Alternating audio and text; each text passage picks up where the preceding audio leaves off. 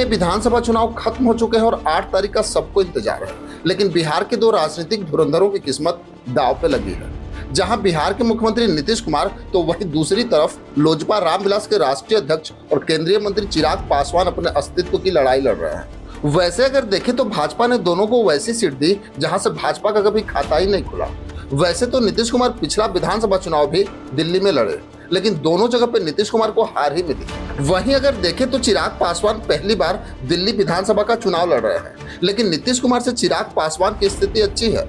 वैसे तो चुनाव भले ही दिल्ली में हो रहा है, लेकिन इसका पूरा असर बिहार की राजनीति पे भी पड़ेगा, क्योंकि नीतीश कुमार ये कभी नहीं चाहेंगे कि वो चिराग पासवान के मुकाबले हार जाए। लेकिन अगर देखा जाए तो सारे एग्जिट पोल के अनुसार नीतीश कुमार आपके मुकाबले हार रहे हैं। वही सारे एग्जिट पोल ने चिराग पासवान को जिताया है। अगर नीतीश कुमार की बात करें तो बुराड़ी विधानसभा सीट, जहां नीतीश कुमार की पार्टी चुनाव लड़ रही है, जहां से शैलेंद्र कुमार को नीतीश कुमार ने उम्मीदवार बनाया है, वहीं अरविंद केजरीवाल ने 3 बार के विजेता संजीव झा को उम्मीदवार बनाया है। वहीं कांग्रेस ने मंगेश त्यागी को अपना उम्मीदवार बनाया है, जहां 2020 के विधानसभा चुनाव में संजीव झा ने नीतीश कुमार के उम्मीदवार को लगभग 88,000 वोटों से चुनाव हराया था।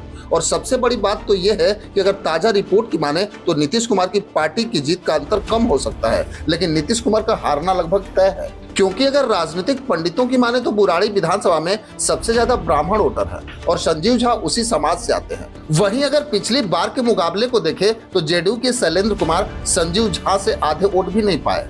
इस बार भी नीतीश कुमार के लिए वैसा कोई चमत्कार नहीं दिख रहा है।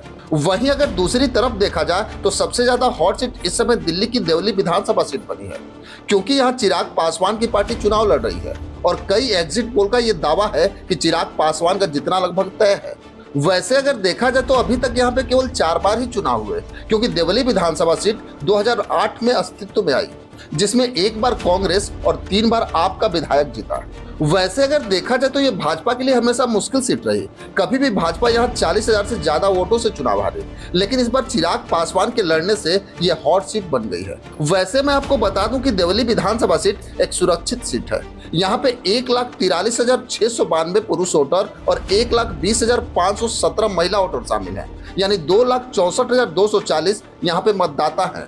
सबसे बड़ी बात तो ये है कि कुछ दलित मतदाता और मुस्लिम मतदाता हैं जो चिराग पासवान के लिए जीत आसान कर रहे हैं। वहीं अगर 2020 विधानसभा चुनाव की बात करें तो इस पे भाजपा को लगभग 52,402 वोट मिले। भाजपा की तरफ से अरविंद कुमार प्रत्याशी थे और अरविंद केजरीवाल की पार्टी की तरफ से प्रकाश जारवाल को टिकट दिया गया था, जिसमें प्रकाश जारवाल 40,173 वोटों से विजयी बने। कि राजनीतिक गणित को देखें तो इस सीट पे लगभग 6% दलित मतदाता है और ये मतदाता पिछले 3 चुनाव से अरविंद केजरीवाल के साथ थे, लेकिन यहाँ का राजनीतिक गणित इस बार बदल चुका है। वैसे अगर देखा जाए तो दीपक तंवर इस बार चिराग पासवान के पार्टी के उम्मीदवार हैं। वहीं अरविंद केजरीवाल के हार का सबसे बड़ा कारण उनके ही विधायक प्रकाश जारवाल ही होंगे। वैसे अगर देखा जाए तो इस सीट पे किसी भाजपा नेता का बड़ा प्रोग्राम नहीं हुआ, अकेले चिराग पासवान ने इस सीट की तस्वीर ही बदल दी। वैसे तो राजनीतिक पंडितों का ये मानना है कि भाजपा के चाणक अमित शाह ने सबसे मुश्किल सीट चिराग पासवान को दी, लेकिन आज चिराग पासवान ने इस सीट को इतना आसान बना दिया कि भाजपा के चाणक अमित शाह और नरेंद्र मोदी सोचने पे मजबूर हो गए। वहीं अगर देखा जाए तो देवली विधानसभा सीट पे इस बार लड़ाई त्रिकोणीय है, क्योंकि अरविंद केजरीवाल ने प्रकाश जारवाल का टिकट काट दिया और इस बार प्रेम कुमार चौहान को टिकट दिया है। वहीं लोजपा रामविलास ने दीपक तंवर को लड़ाया है। सर्वे रिपोर्ट में ये दावे किए जा रहे हैं कि प्रकाश जारवाल कम से कम 15,000 वोटों का नुकसान अरविंद केजरीवाल को करेंगे। और देखा जाए तो यहाँ दलित वोटरों की संख्या लगभग 45,000 है। अगर मुस्लिम वोटर भाजपा की वजह से चिराग पासवान को वोट ना भी दे तो केवल दलित वोटरों के सहारे ही चिराग पासवान का जितना तय माना जा रहा है। अगर इन आंकड़ों को ध्यान से देखा जाए तो चिराग पासवान नीतीश कुमार से भारी दिख रहे हैं। खैर 8 तारीख को पता चल ही जाएगा कि दिल्ली की राजनीति में कौन बॉस है। आपकी क्या राय है हमें कमेंट बॉक्स में जरूर लिखेंगे। बस आज के लिए इतना ही, फिर मिलेंगे।